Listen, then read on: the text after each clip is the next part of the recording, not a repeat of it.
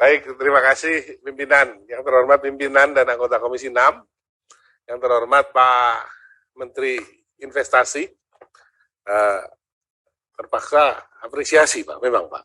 Ya, bukan hanya karena WTP, tetapi dari pagi Pak kita Pak, duduk di sini menerima laporan-laporan pencapaian dan hampir semua WTP kecuali perdagangan.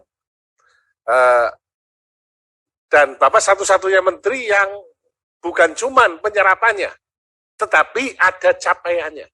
Ini menarik, Pak. Karena kalau cuman penyerapan, semua orang bisa, Pak. Ya, dikasih duit sekian, digelontorkan sekian, tentu bisa. Tetapi capaiannya apa? Dan Bapak menampilkan capaian ini. Dan kebetulan capaiannya juga menarik. Target distribusi spasial tercapai antara Jawa dengan luar Jawa. Balance antara PMA dengan PMDN juga tercapai. Ini jadi menarik, sekaligus yang sudah 14 tahun ya, WTP.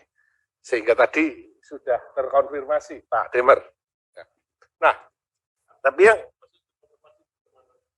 ya tapi yang menarik Pak, target 2023 Pak.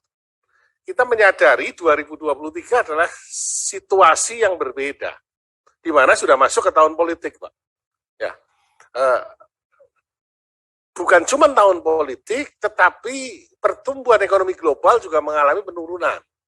Amerika sendiri sekarang sudah masuk pada kondisi stagflasi, dengan inflasi 9,47%, dan pertumbuhan ekonomi kuartal pertama di minus 1,6 dan kuartal kedua di 0,9%. Eropa inflasinya juga ada pada kisaran 8,5 sampai 10%. Negara di Latin, Argentina inflasinya 70%, Brasil juga kira-kira 36%. Tentu tekanan inflasi ini urusannya dengan tingkat bunga.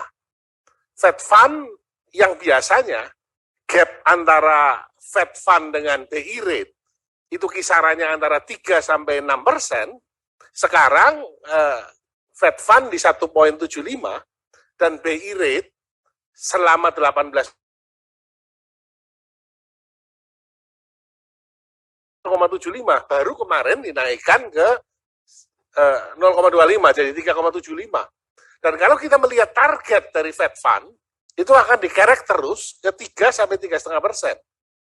Kalau kita melihat trennya, berarti supaya tidak terjadi capital flight, supaya tidak terjadi reserve drain out, atau pelemahan mata uang rupiah, maka BI rate, ya, logikanya akan dinaikkan ke paling tidak di 5,5% dalam waktu dekat. Nah, ini tentu dampaknya besar sekali terhadap cost of fund untuk investasi. Tetapi Bapak memasang target yang sangat tinggi. Does it make sense, Pak? Kalau make sense, logikanya dari mana? Ya. Kemudian 2024, kita tahu bahwa Februari Pilpres, karena usulan Bapak kan tidak disetujui dulu. Ya kan, dari Februari Pilpres itu. Setahu saya tahun 2024 belum selesai Pak, masih berproses. Gitu ya.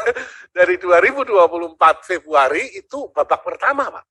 Kalau ronde kedua rubber set itu bulan Juni, sementara pilkadanya di Oktober November.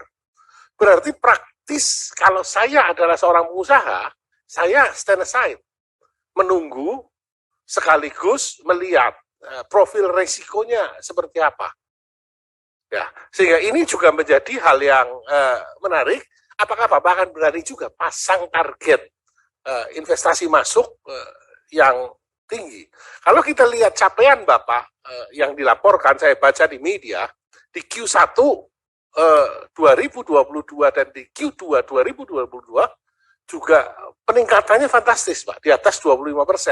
Dari kalau tidak salah sekitar inward FDI ya, dari sekitar 7 to 8 billion dollars ke 10 billion dollars.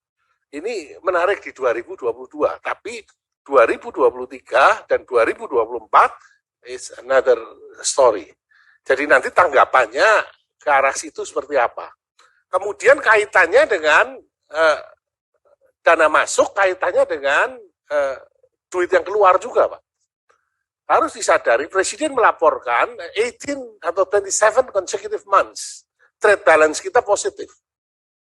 Waktu tanggal 16. Sehingga secara logis, seharusnya National Reserve kita naik. Tetapi, kalau kita lihat data as of Desember 2020, National Reserve kita 130 billion dollars. Dan as of now, hanya 131. Berarti praktis pada level yang sama. Dari situ kita bisa tahu bahwa memang terjadi juga capital outflow. Atau paling tidak, capital outflow untuk dana-dana short term. Ya. Nah, ini terkonfirmasi oleh foreign holding terhadap bond, terhadap equity di Indonesia, yang tadinya di kisaran 40%, sekarang hanya di kisaran 16%. Sementara kaitannya dengan defisit di era APBN yang dianggarkan sekitar 596 triliun, ini kan kudu ditutup, defisit 596 triliun ini, berarti kan harus dicari sumbernya dari mana, apakah dari bilateral loan atau dari penjualan obligasi pemerintah.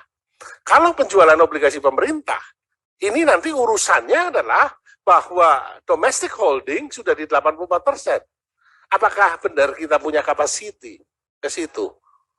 Ya. Dan berikutnya adalah langkah yang dilakukan oleh Kementerian Investasi mulai dari hilirisasi ya. Berawal dari nikel, kemudian tahun depan mungkin logam yang lain atau mineral yang lain, ini adalah langkah yang layak diapresiasi karena nilai tambahnya seperti dijelaskan oleh Presiden adalah terjadi nilai tambah yang luar biasa. Ini layak untuk diapresiasi. Dan yang terakhir, Pak, saya sepakat, Pak, bahwa sosialisasi di masing-masing dapil ini penting supaya target Bapak tercapai. Nah, bukan target kita kan? Nah, targetnya Menteri Investasi dan Kepala BKPM tercapai. Sebagai anggota Komisi 6, saya mendukung hal itu dan semoga ada investasi yang cukup signifikan masuk ke dapil saya, Pak. Kabupaten Tegal, Kota Tegal, maupun Kabupaten Brebes. Di mana Kabupaten Tegal dan Brebes itu UMR-nya paling rendah, Pak. Dan unfortunately sebagian besar bahkan memiliki tingkat kemiskinan ekstrim. Ya, kalau yang padat karya dipindahkan ke Tegal dan Brebes, itu keuntungannya besar sekali, Pak, yang padat karya. Mungkin untuk yang padat modal, pilihan yang lain akan jauh lebih bagus. Kira-kira seperti itu, Pak Menteri. Terima kasih. Assalamualaikum warahmatullahi wabarakatuh.